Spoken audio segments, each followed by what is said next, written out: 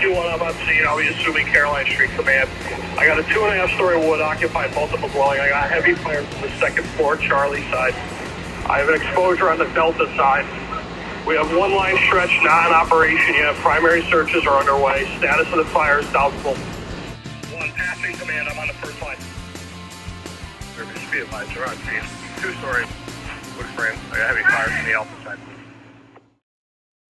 Welcome, fans of the Volley Chief. This is, I guess, I don't know what to call it, a special episode.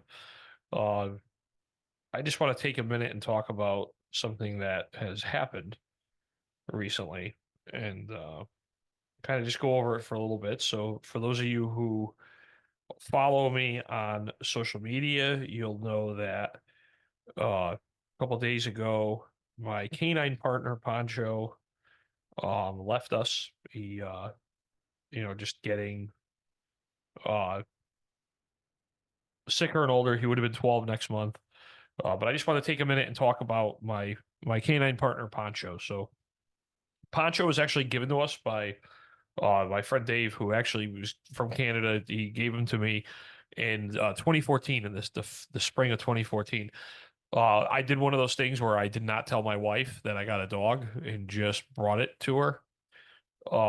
Those can go either way. Her one of her best friends, Jen, came along for the ride with me just to watch the reaction.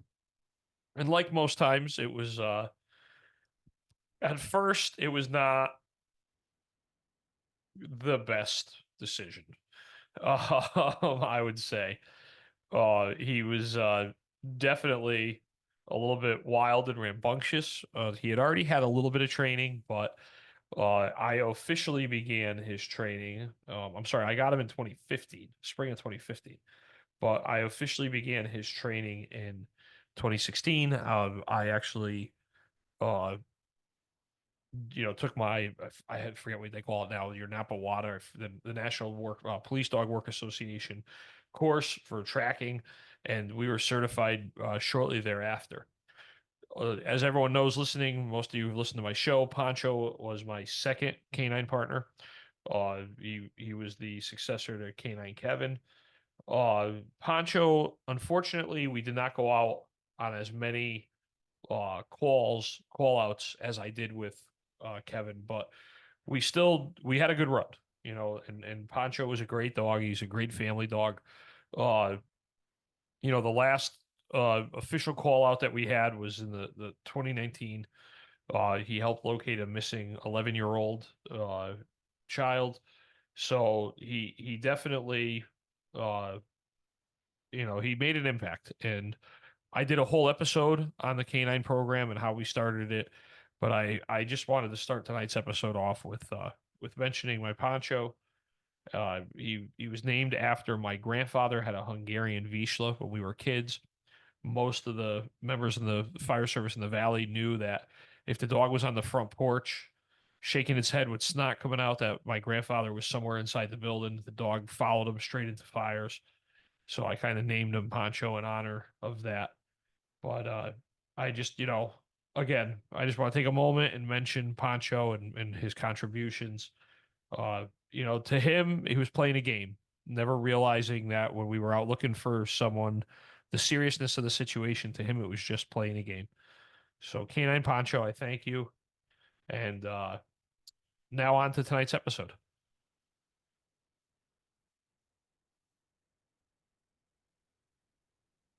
Welcome back, fans of the Volley Chief. Another new episode coming your way. I'm reaching all the way out to 2 towns away from Derby to the Monroe Fire Department tonight.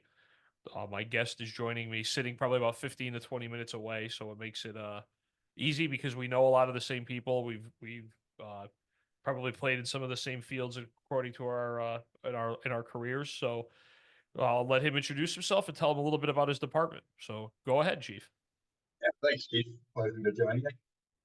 Kevin Catalano, I'm the chief of the Monroe Fire Department in Connecticut. We're a suburban town of about 20,000 residents, about 26 square miles.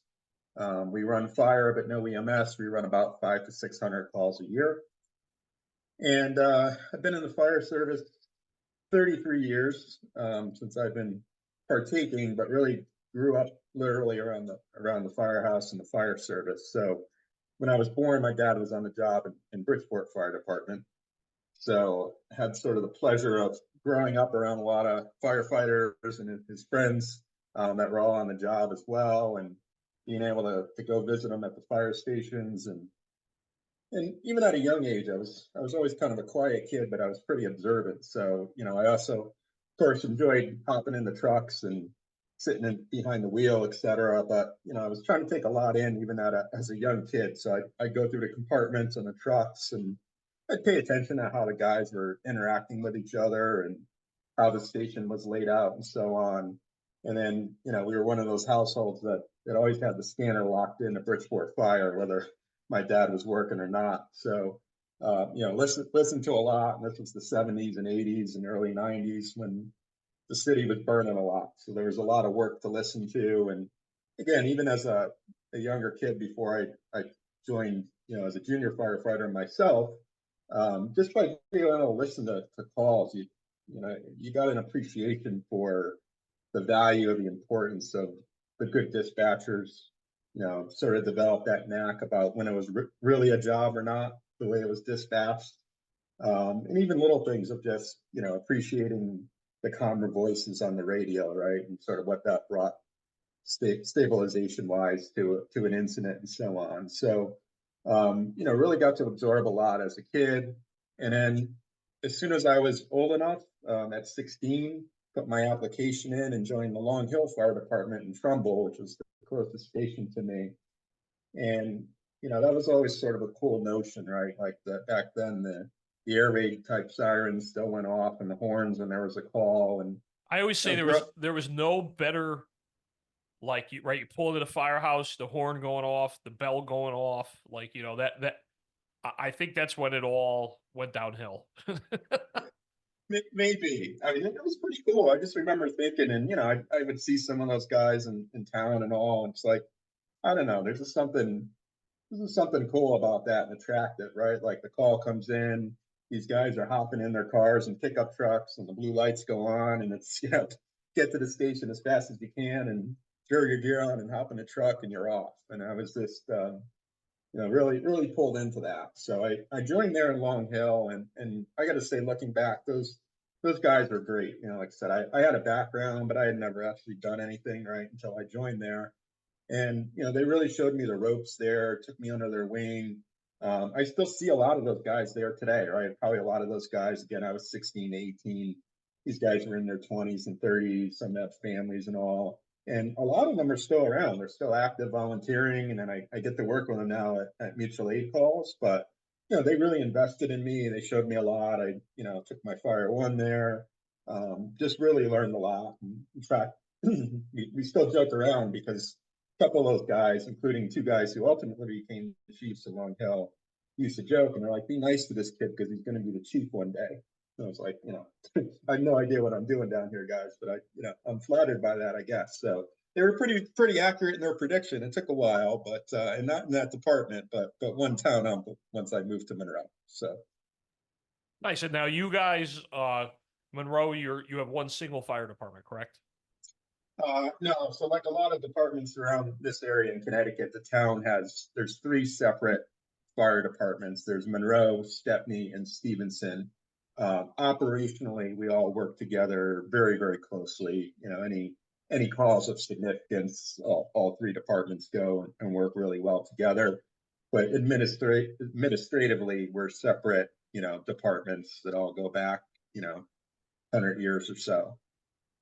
Yeah, you guys just celebrated your 100th anniversary last year, correct? That's right. Yeah, big milestone for us last year, and had a lot of surrounding departments, were able to join us in that, and we're really proud of that accomplishment, and sort of where we're going in the future now. It is. It's amazing when you look at how around here how many companies are at least 100 years old, 150. There's some the next decade or so that'll come up on their 200th year. So it's pretty exciting. I mean I'm hoping Storm's still got a little bit of time to hit let's see, in 2051, it'll be 200 years for the storms. Wow. So Wow. we're coming up. I'm hoping to make it that far, but it's definitely one of the neater things about our area is how far back that dedication and tradition goes. That's right. And, we've got, some members that still have, my chief aide has been in the department for over 50 years active, and is, grew up around here. And then we're still going pretty strong with, we have a lot of younger guys that have joined that are gung ho, guys that have either gotten on the job or they have career aspirations. But, we have a nice mix of experienced guys that are a little bit older, but we have a lot of guys in that 19 to 22-year-old band, which is great, right? Correct. That's And the and ingredient you need. nowadays that's a unicorn. I mean, that's very difficult to have that good of a bench, if you will. That's right. Yeah. No, it's a good group. A bunch of guys that just work really well together and have really sort of bought into what I try to lay out when I came on as chief last year. I've been in Monroe now for over 30 years, and obviously moved up from lieutenant to captain, assistant chief, deputy chief, and then became chief last year.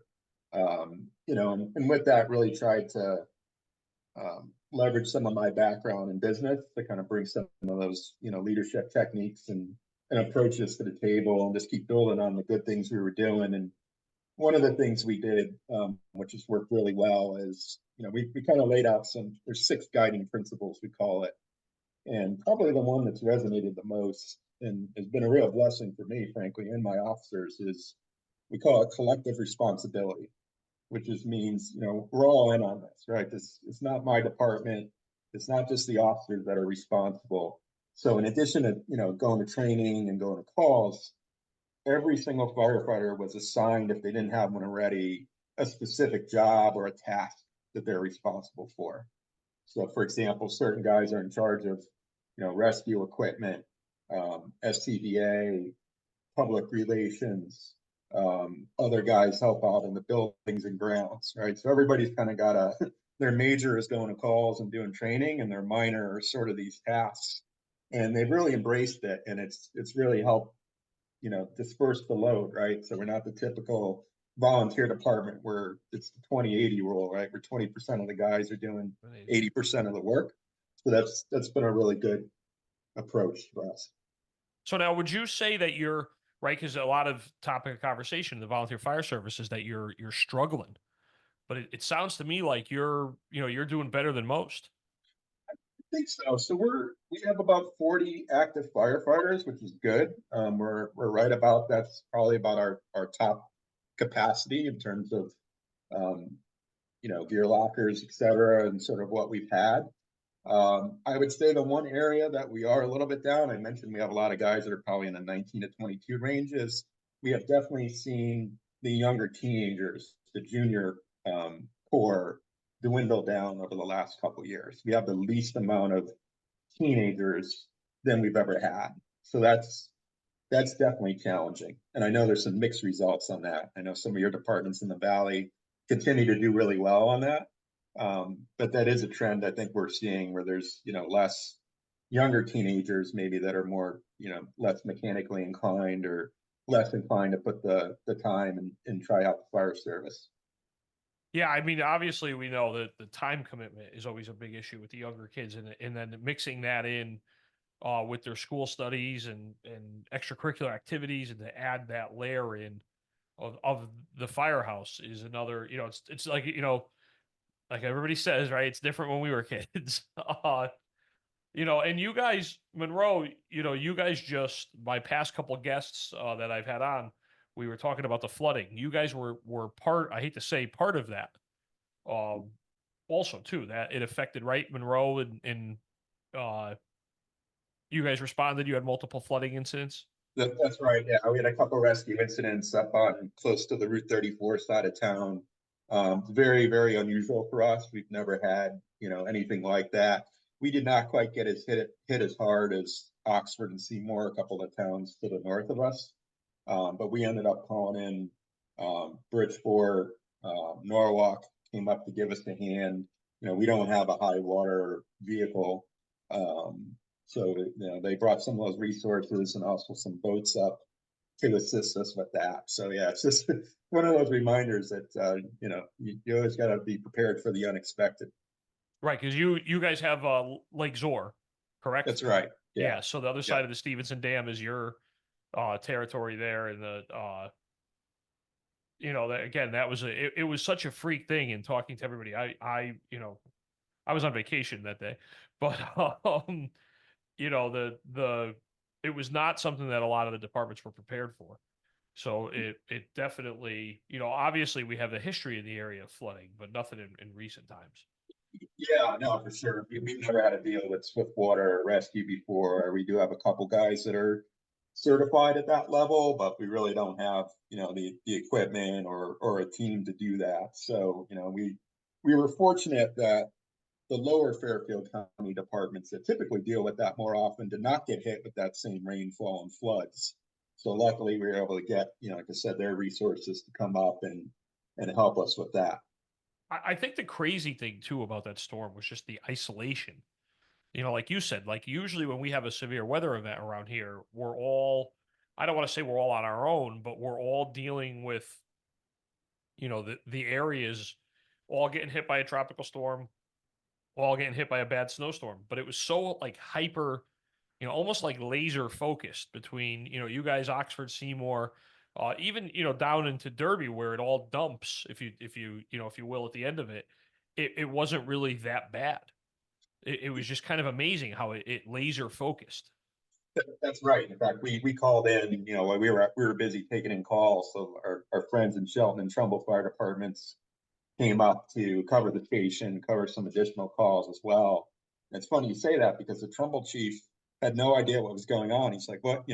Why is Monroe calling us in for flood rescue?" He's like, "I was in my yard, and it was a beautiful day out. I had no idea what was going on 10 minutes north of me." Right. Now, I want to skip back. You mentioned that you had the six. What are they? So we call them our guiding principles. Okay. So what they are is, and I could touch on them a bit, but it's operational excellence, readiness, open communication, pride, mutual respect, and that last one I touched on was collective responsibility.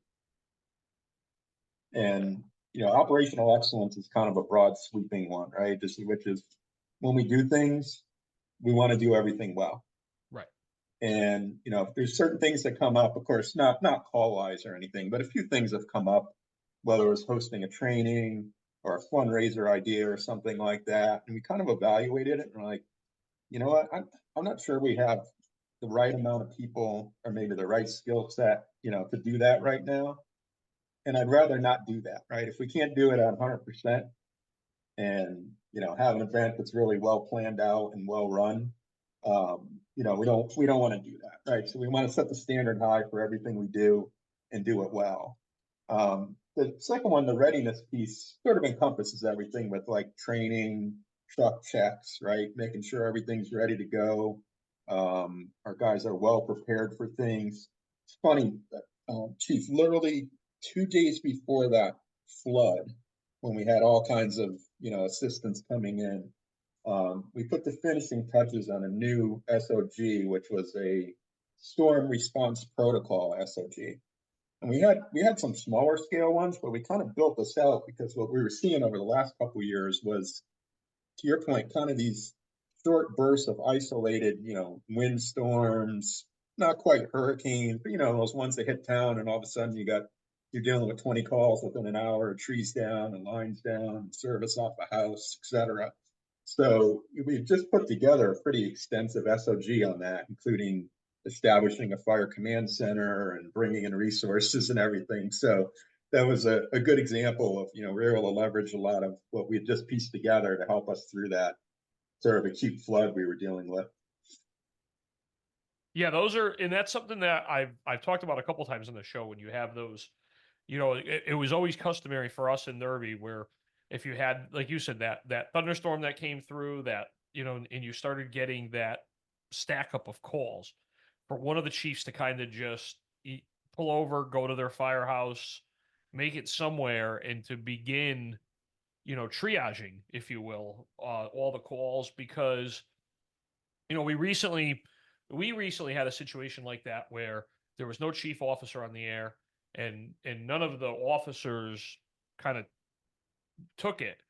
And it was like the dispatch center was just putting tones out for calls. And you could see, you had engines just plinko chipping around town. You had like entire assignments being dispatched on calls at the same time. And it was missing that link of in a one officer to say, okay, I'm not sending, engine one completely across town and then having engine two pass them on the way. Like, somebody straighten this out and triage it. And I think that's a real, easy fix for a volunteer chief or a volunteer officer, is if you get that weather event. And again, it could be a blizzard, it could be a flood, it could be a tropical storm, the tornado, earthquake, hurricane, pick your natural disaster, locusts. To do that, right? To have somebody just stop, pull out your clipboard, start writing down addresses, and then, and sending calls. And like I've mentioned before too, advantages of the volunteer system sometimes over the career system. There are those one-offs too, where you have like a power line down or a tree down, and a member is in their personal vehicle that responds. And it gives you like, for those situations, it gives you a little bit of like a force multiplier, if you will, where instead of just having, 3 engines and your truck out on the road, you actually have more vehicles than normal. Right. Yeah, it's one of those things too, where I've always been a big call response guy over the years, and I'm a hands-on guy. But I have to remind myself and some of the others that, like, you really need your most experienced and some of your best people to just stay at the firehouse, right? Triage the calls, track the resources, pull together staging, figure out which units are going to go where, and that's not always in our DNA to kind of step back and do that, kind of behind the scenes, especially as all these calls are coming in. But that's one thing we've really, really try to focus on. Yeah, and we always talk, I mean, as a newer chief, when you first became, an assistant chief, that was one of the hardest lessons to learn, right? Was that, like the first working fire we had where I was chief, I was in the first floor. And like you said, you have to mentally say to yourself, hey, dummy, this isn't your job anymore. You need to step back. Right. But Now, and those other couple of those other principles again, which have served us pretty well. One was just, again, open communication, and in this day and age, right, there's no excuse to not be able to communicate openly and clearly with your membership, right? Like, you don't have to wait for the monthly business meeting, right? We do a pretty extensive monthly newsletter that we put out. Pretty much captures everything we accomplished last month, and it lays out the whole plan and everything on the calendar for the following month. And of course, with group texting abilities and the apps that we use that have messaging and everything, it's just keeping everybody apprised of what's going on and keeping the lines of communication open. When it first took on, and it's funny, so the deputy chief and I, he was new in his role. One of the things we wanted to do is we wanted to just sit down with every active member and just block out an hour, right, and just talk to them about what our goals were, what's on their mind, what are their objectives going forward, are they interested in being an officer in the future, all those sort of things. And it sounds simple sometimes to do 41-hour sessions, but in a volunteer department sometimes it's like, oh, it's easier said than done to try to do that, a couple guys on a weeknight at a time, right, or Sunday morning. But was really a worthwhile effort. Again, for as long as I've been around, I was always well respected by my chiefs, et cetera. But I don't really remember any time where somebody just, the leadership kind of just sat with you and no one else and just kind of said, what do you think? What could we do for you? What's on your mind? Any suggestions? How could we be better? Things like that. yeah, and I mean, the other question I guess I'd have for you, thinking Monroe and what I know of Monroe, is how intimidated are you by Joe McNellis's good looks? You weren't ready for that question, huh? Yeah. Now, Joey's your deputy, correct? He is, yeah. So I'm fortunate to have him, as a lieutenant on the rescue in Bridgeport. Yep. So highly knowledgeable. I think we complement each other well. Different styles in certain ways, but we're definitely on the same page with the big picture stuff. And I'm fortunate here. We've got a number of career guys. Like there's a bunch of guys that started off as volunteers that became career, and luckily they stayed on with us. And then some other guys that we just, you find the guy that lives in town or somebody knows them, and we pull them in as well, right? And they may not be the most active, but when those more difficult or high skill calls come in and you see those guys coming, it's a great asset for us. Yeah, I mean, obviously, Joe was my relief guy in the morning. So when I would get off shift, Joe would be the guy sending me home. So he's he's a good friend that, he's not as lighthearted as I am. But he, and his dad was, on the, obviously too, his dad was Yep. the boss when I first got on and everything. So, but yeah, Joey, again, we're lucky sometimes, that we have, assistant chiefs and deputy chiefs that have the depth and the knowledge that you feel better when you're not there and something happens.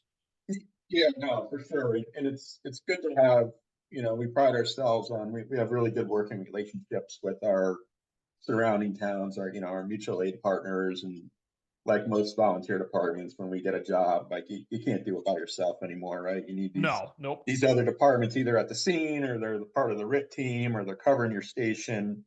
And we've even expanded that, even further out now, and Fort and Dave. So I grew up. I know you know him well, but all the way back to when I was 3 years old through high school, my best friend was Mark Cody, who's now the deputy chief in Bridgeport.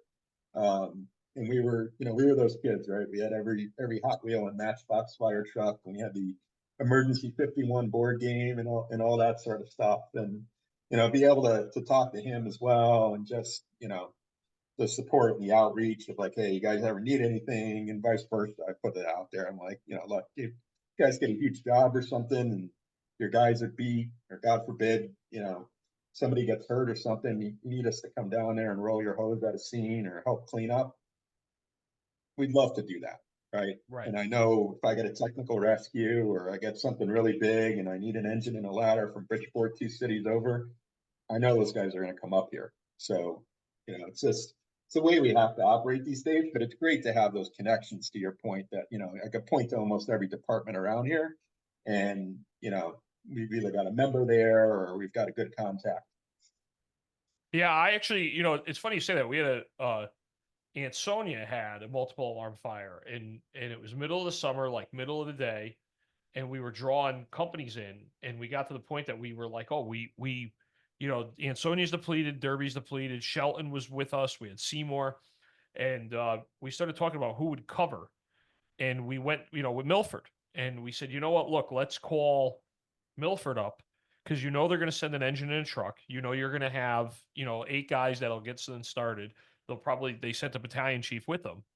And, we sent one of the chiefs from the scene back to one of the firehouses and said, okay, we'll have an engine and truck come up here from Milford. And for a couple hours, they covered the valley, just thinking a little bit and skipping a couple towns to get to some place where that you've got, staffing. It makes sense. I totally, agree with you 100% on that. Yeah. Yeah. And, So I like to keep it around 20 minutes. So we've hit 24 minutes now, and I really have enjoyed this. I definitely want to get you back to keep talking, if that's cool with you. Yeah, no, this is great. I appreciate the opportunity to come on, and it's always good to talk shop. Yeah, and I the funny thing is, like, I've been asking Joey since I first started. I was like, dude, come on, you got to come on, you got to come on. And we all know Joey's a little bit quieter, Yeah. So maybe one day we'll talk him into it. Yeah. Yeah, I'm sure we could, once he finds out. I didn't even tell him I was doing this, but yeah. So yeah. Well, thank you very much, and be safe. We'll be in touch soon. Sounds good. All right, take care. Bye-bye.